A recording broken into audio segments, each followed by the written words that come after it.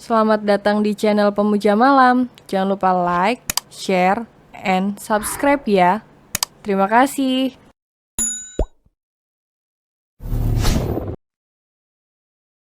Chapter 37 Aku hanya takut kehilanganmu. Bukankah sama saja, mau sekarang ataupun nanti kita tetap akan menikah? Ale membeku, mulutnya tak lagi bisa mengucapkan kalimat balasan. Tiba-tiba Tuan Zack dan Dokter Iza sudah berada beberapa langkah dari tempat tidur Ale. Aku akan menyiapkan segalanya.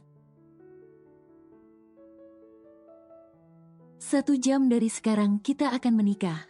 Leo membisikkan kalimat itu tepat di telinga Ale. Membuat Ale semakin tak berkutik. Leo pun beranjak dari sisi ranjang. "Dad, aku keluar sebentar," ucapnya yang langsung mendapat anggukan kepala dari Dad Zack. Ale masih mematung, menatap kepergian Leo dengan dada yang bertalu-talu. Saat ini Ale tak ubahnya seperti memegang pisau bermata dua, yang kedua sisinya begitu tajam. Dari sisi manapun Ale tetap akan terluka. Ale memang ingin menikah dengan Leo, tapi tidak secepat ini. Masih banyak sekali yang ingin dia lakukan. Membalaskan dendamnya pada ibu dan adik tirinya saja belum. Kepalanya tiba-tiba kosong. Tak bisa berpikir untuk sekedar menolak ucapan laki-laki itu. Seandainya jika Ale menolak, apa Leo akan menyerah dengan hubungan mereka? Seandainya jika Ale menerima, apa Leo akan melarangnya untuk membalas dendam? Pada orang-orang yang telah menyakitinya di masa lalu, Ale masih termenung dalam pikirannya. Tak ada kata yang terucap, meski Dokter Iza tengah memeriksa satu-satu bagian tubuhnya yang masih tertutup selimut tebal. "Bagaimana, Dok?" tanya Tuan Zack saat Dokter Iza melepaskan selang infus yang terpasang di punggung tangan Ale. "Evelyn sudah lebih baik, Tuan. Sepertinya bed rest beberapa hari ke depan. Akan cepat memulihkan kesehatannya kembali." Setelah Dokter Iza selesai mengecek keadaan Ale, Bi Rahmi pun diminta Tuan Zack untuk mengantarkan dokter wanita itu sampai ke depan rumah.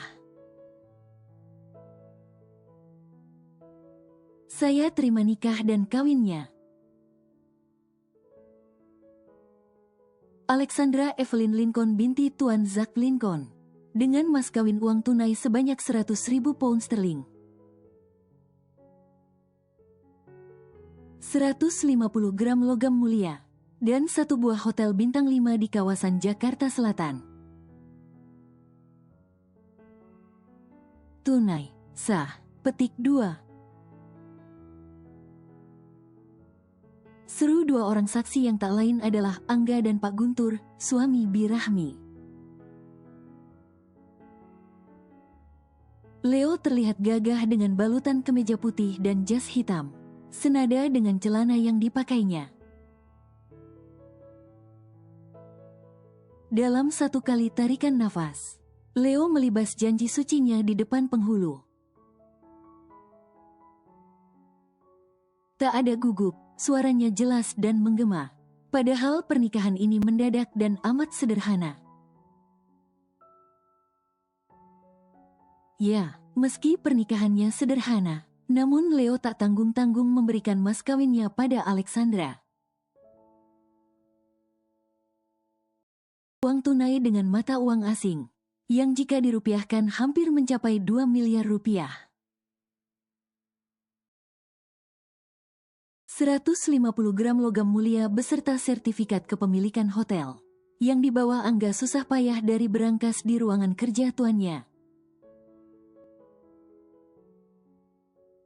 Menjadi bukti betapa berharganya Alexandra di mata Leo, Angga sampai harus meminta bantuan pada beberapa security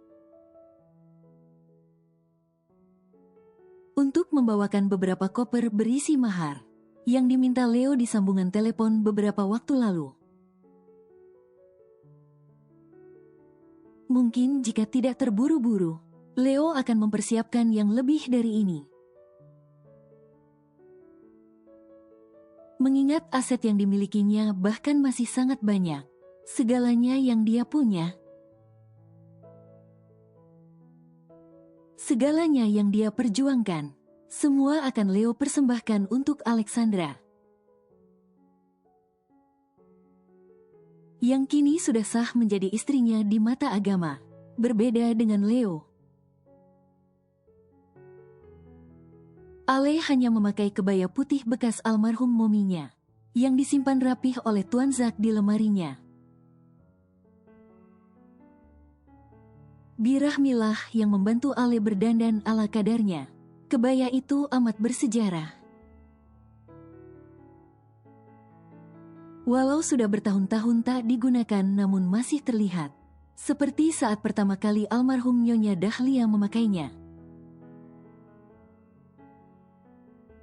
Ketika dulu melangsungkan pernikahan dengan Tuan Zack, Ale lebih banyak menunduk dan merasa tidak yakin dengan pernikahannya ini. Wajar saja, prosesnya demikian singkat bahkan setengah terpaksa. Ale menarik nafas panjang, kemudian melepasnya kembali.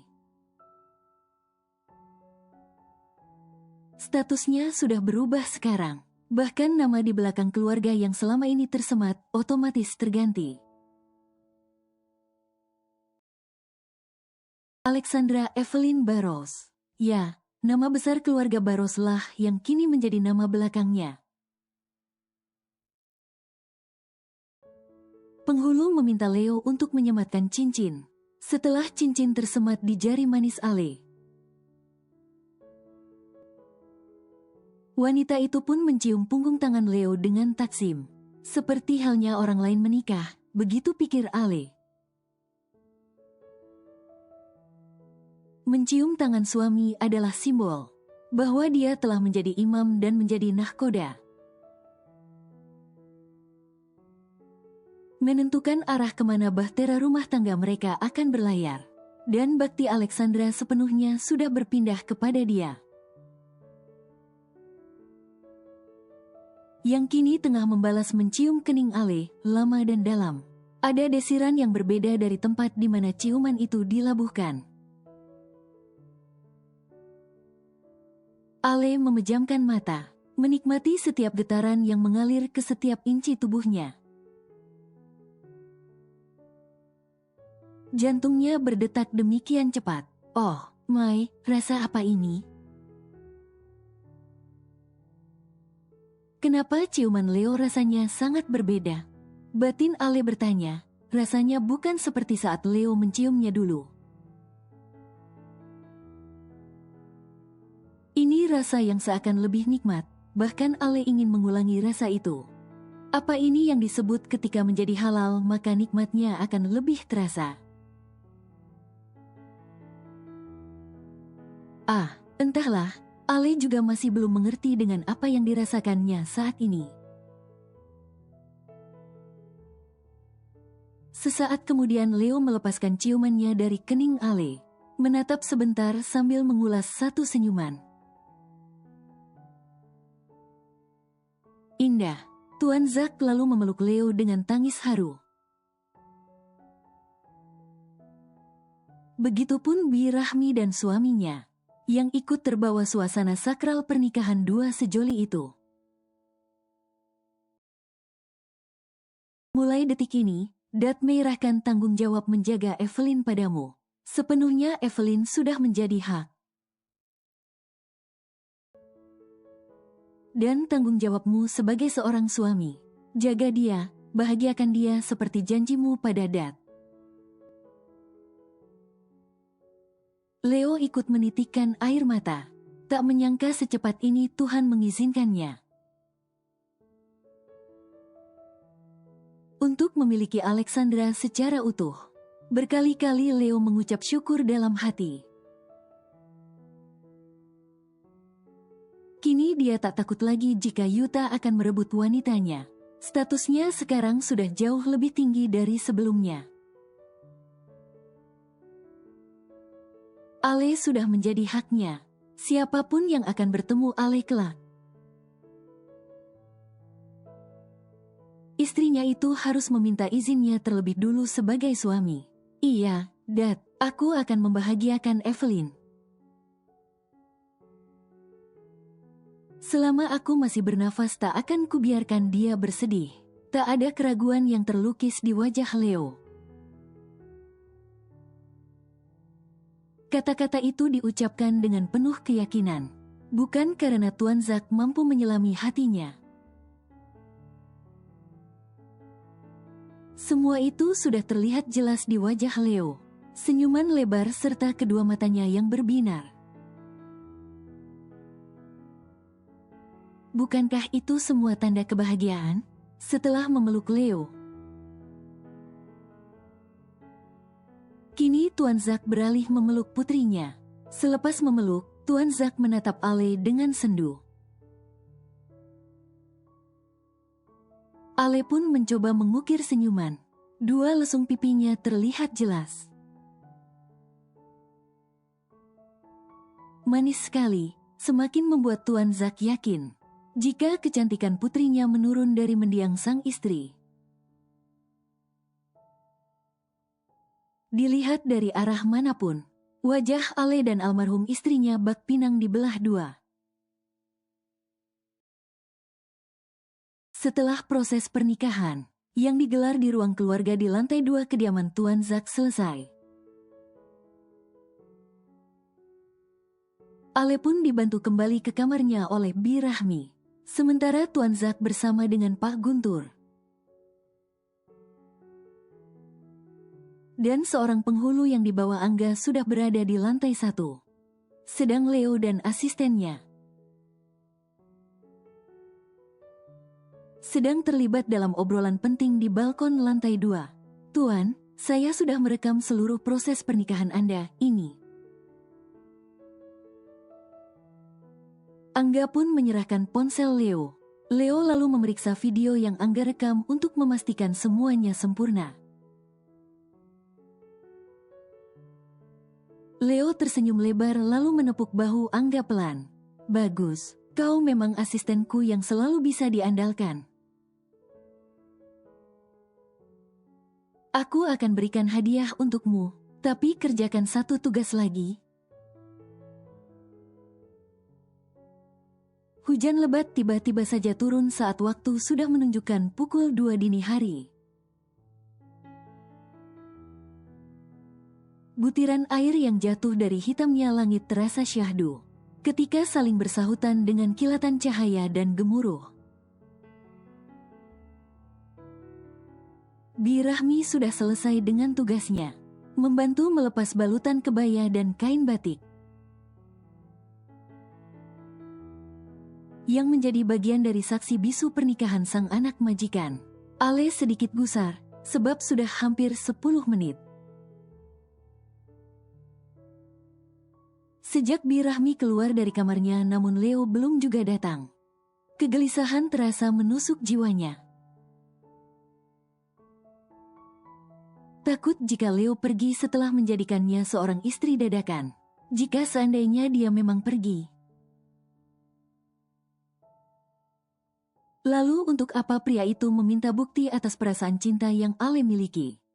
Hingga memaksanya untuk menikah malam ini juga. Ale menatap pantulan dirinya di depan cermin rias. Wajahnya sudah kembali bersih tanpa polesan riasan apapun lagi. Kenapa dia lama sekali? Tanya Ale dalam hatinya.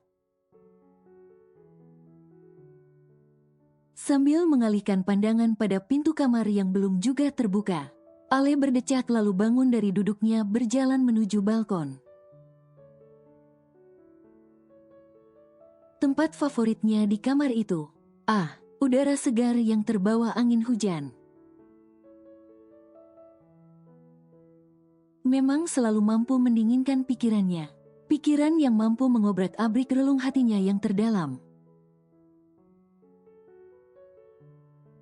Tak pernah menyangka statusnya kini sudah berubah menjadi istri. Bahkan belum sampai sebulan mereka menjalin hubungan kasih.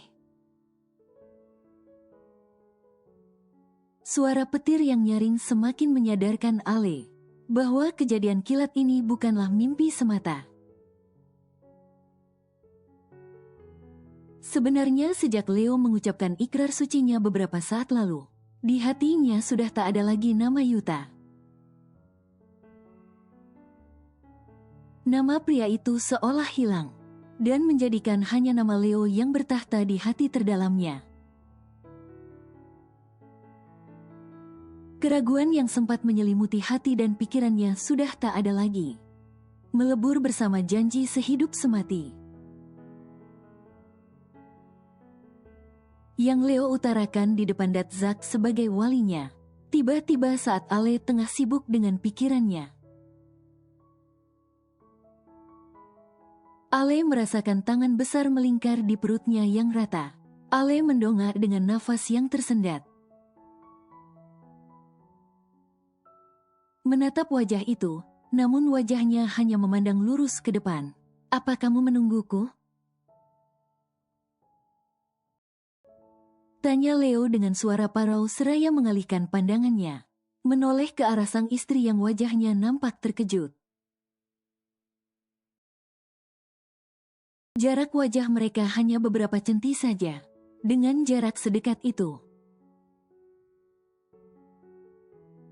membuat Ale tak mampu melihat secara utuh lagi wajah prianya. Cup. Satu kecupan mendarat di ujung hidung Ale yang mancung. Leo memutar tubuh Ale perlahan. Hingga membuat Ale menghadap pria jangkung itu. Apa kamu kecewa dengan pernikahan ini? Tiba-tiba pertanyaan random kembali keluar dari mulut pria itu. Kenapa bertanya seperti itu? Tanya Ale tidak mengerti. Leo diam sejenak sambil memainkan surai panjang Ale. Yang wanita itu biarkan terurai dengan jemarinya. Tidak ada pesta yang meriah. Tidak ada teman-temanmu, bahkan tidak ada kedua orang tuaku yang ikut hadir di pernikahan kita. Leo menatap dengan raut sedih. Jujur saja, sebenarnya ini bukan rencana awal Leo. Untuk menikahi Alexandra secara mendadak dan tanpa persiapan. Namun takut kehilanganlah yang membuatnya jadi tak bisa berpikir logis. Leo sudah tahu siapa Yuta dari Angga saat bicara tadi dengan asistennya itu. Angga ternyata sudah tahu siapa Yuta sebelum Leo memintanya mencari tahu. Sebagai seorang asisten, terkadang Anggalah yang menggantikan Leo untuk bertemu dengan beberapa klien bisnis mereka. Dan pernah satu waktu Angga bertemu dengan Yuta sebagai perwakilan dari ICTeru Corp. Dan di sanalah pula Angga tahu siapa pria Jepang itu sebenarnya. Jika pria itu sebanding dengannya dalam sisi ekonomi dan bisnis, maka tak ada alasan lagi bagi Leo untuk menunda pernikahannya dengan Ale. Katakanlah Leo sudah cinta mati pada wanita yang sudah menjadi istrinya itu. Leo bahkan tak berani berpikir jika Ale akan meninggalkannya dan memilih si pria Jepang tersebut.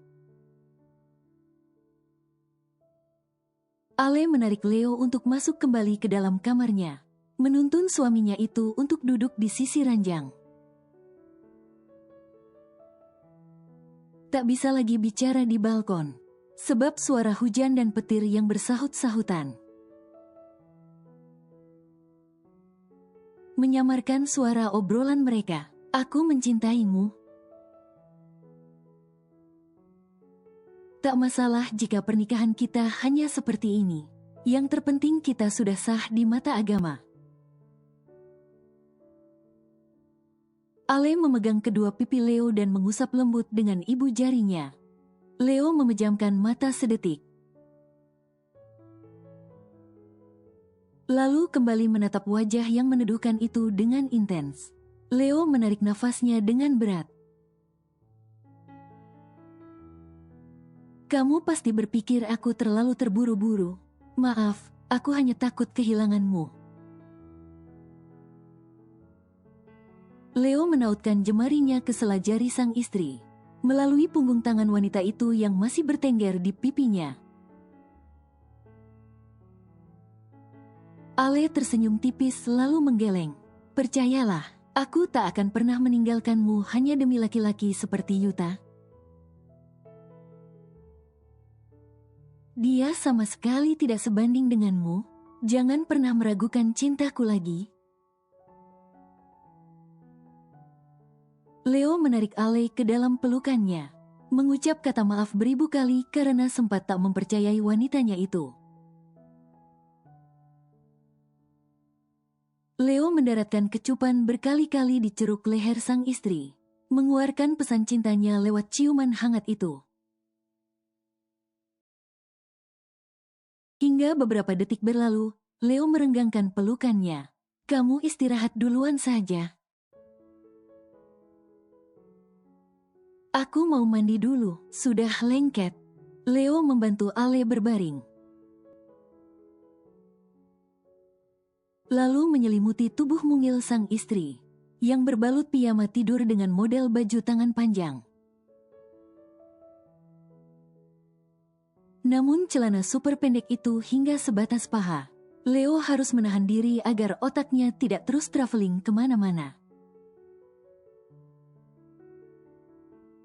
Leo tak ingin meminta haknya sekarang, sebab kondisi sang istri belum memungkinkan. Untuk melakukan kegiatan panas, yang pastinya akan membuat energi mereka terkuras habis. Namun di sisi lain Ale malah bertanya-tanya, kenapa Leo seolah menghindari adegan selanjutnya? Bukankah ini malam pertama mereka sebagai pasangan suami istri yang sah? Menurut edukasi singkat yang Birahmi katakan pada Ale tadi. Malam ini adalah malam panjang untuk mereka berdua. Birahmi bahkan memilihkan piyama yang dipakai Ale. Piyama paling seksi menurut Birahmi. Ale sampai terkekeh mendengar ocehan asisten rumah tangganya itu. Padahal Ale sempat menolak, dengan alasan belum siap untuk melakukan hubungan suami istri. Namun Birahmi meyakinkan bahwa setelah keduanya melakukan itu, maka mereka sudah sah untuk dikatakan sebagai pasangan suami istri. Leo kembali mendaratkan bibirnya di kening sang istri, sebelum beranjak meninggalkannya menuju kamar mandi. Raut Ale nampak bingung menatap punggung Leo, yang sudah menghilang di balik pintu kamar mandinya. Jika melakukannya besok atau bahkan lusa, apa masih bisa dikatakan sebagai malam pertama? Ale beranjak dan duduk kembali di sisi ranjang. Wanita itu jadi semakin gelisah. Menanti Leo yang belum juga keluar dari kamar mandinya.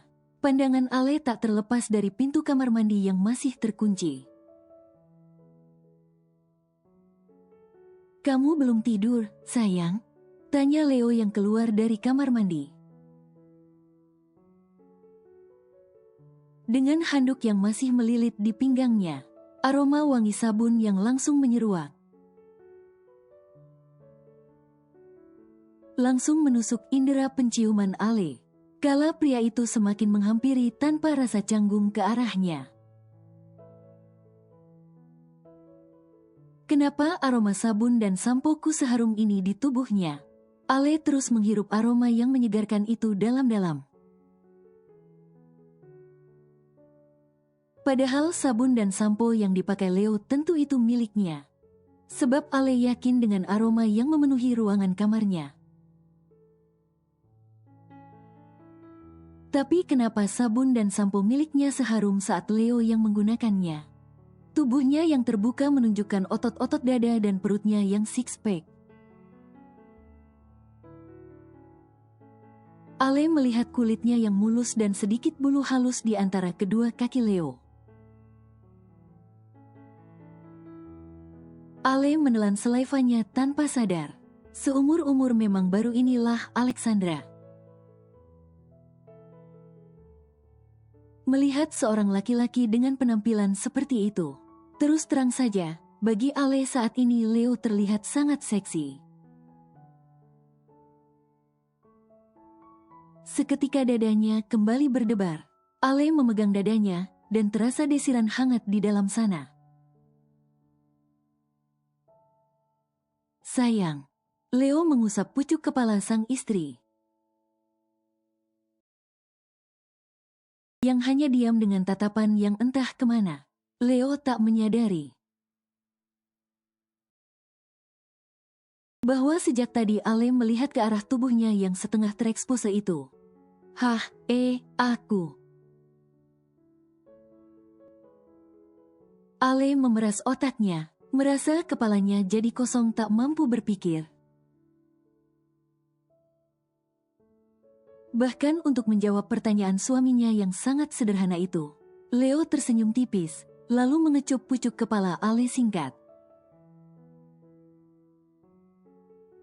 Ya sudah, aku pakai baju dulu, ya. Nanti kita tidur bersama. Astaga, kenapa aku jadi gemetaran seperti ini? Ucapan Leo semakin membuat nafasnya tersendat. Mata Ale semakin membulat, saat tanpa sungkan Leo membuka handuk yang menutupi bagian tubuh bawahnya di depan Ale. Sontak Ale langsung masuk kembali ke dalam selimut. Berbaring membelakangi suaminya sebelum melihat sesuatu yang dia takuti. Leo menahan tawanya melihat tingkah lucu sang istri. Dia pun buru-buru memakai baju kaos, lalu mengambil celana sport pendek warna hitam. Semua itu Anggalah yang menyiapkannya. Angga diminta Leo untuk mengambil beberapa baju di apartemen. Setelah selesai berpakaian, Leo berjalan memutar dan berbaring di sisi lain tempat tidur Ale. Leo tersenyum tipis, berbaring miring dengan satu tangan menopang kepalanya. Matanya menatap Ale intens, satu tangannya lagi terulur menyingkirkan anak rambut yang sedikit menutupi wajah sang istri. Ale tak tahu sudah semerah apa pipinya saat ini. Rasa-rasanya warna kemerahan kepiting rebus masih kalah dengan rona pipinya. Aku tidak menyangka hari ini akan tiba. Suara Leo terdengar seperti gumamam. Kemarilah. Leo merentangkan tangannya, meminta Ale untuk masuk dalam pelukan. Meski sedikit ragu, namun Ale tetap mengikuti perintah pria itu. Aroma maskulin menyeruak dari tubuhnya, merasuk ke dalam indera penciuman Ale sekali lagi. Tiba-tiba saja Ale merasa sangat suka dengan aroma yang baru dia hirup ini. Serasa ada sesuatu yang menenangkan jiwanya. Membuat Alexandra ingin terus berlama-lama dekat dengan sang suami. Ale melingkarkan tangannya di pinggang sang suami, membuat darah Leo tiba-tiba berdesir, mendapat sentuhan hangat dari tangan wanitanya. Leo semakin membawa Ale masuk dalam dekapan. Semakin memeluk tubuh mungil itu dengan erat dan penuh kasih sayang. Malam ini, kita lewati saja malam pertama. Leo menjeda ucapan beberapa detik. Sambil mengusap-usap belakang kepala Ale. Jangan berpikir yang macam-macam. Aku hanya tidak ingin kesehatanmu kembali menurun. Ale tidak merespon. Namun jemarinya menggenggam kuat baju kaos yang dipakai Leo. Aku yakin besok pagi Eyang Putri dan kedua orang tuaku pasti akan datang ke sini. Kita istirahat saja. Aku tidak mau kamu sampai kelelahan. Setelah kalimat terakhir yang Leo ucapkan, entah jam berapa mereka sudah sama-sama tertidur pulas. Dengan posisi sambil memeluk. Mobil yang dikendarai oleh supir keluarga Barros masuk ke dalam kompleks perumahan yang ditempati orang-orang kaya. Rumah-rumah di komplek ini minimal memiliki 2 lantai. Sebabnya tidak ada bangunan yang kecil di komplek perumahan itu. Satu mobil mewah yang berisi 3 penumpang itu kini sudah berhenti di depan sebuah rumah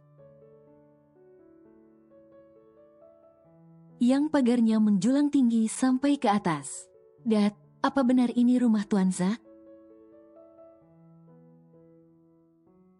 Tanya Nyonya Inara pada suaminya, sambil menengok ke atas bangunan rumah itu.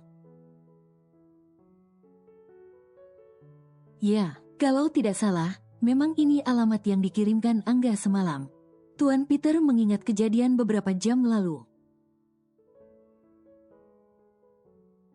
Saat pesta di perusahaan Barros telah berakhir, dan mereka sudah kembali ke rumah masing-masing. Saat waktu sudah menginjak pukul 2 lebih, saat pria tua itu hendak tidur bersama dengan sang istri. Ponsel yang berada di atas nakas milik dia dan istrinya terus bergetar bersamaan berkali-kali pertanda ada notif pesan yang masuk. Tuan Peter dan Nyonya Inara pun sontak langsung saling pandang, kemudian mengambil ponsel masing-masing. Mata mereka membulat dengan nafas yang tertahan saat melihat isi pesan di grup keluarga. Leo, putranya itu mengirim beberapa foto dan video prosesi ijab kabul yang membuat shock anggota keluarga yang masuk dalam grup tersebut. Ada beberapa yang mengucap selamat, namun beberapa yang lain menanyakan tentang keaslian foto dan video yang Leo kirim. Tuan Peter langsung menghubungi nomor Leo. Namun nomor ponsel putranya itu malah tidak aktif. Ingin menghubungi Tuan Zack. Tuan Peter langsung mengurungkan niatnya kala melihat jam di ponselnya.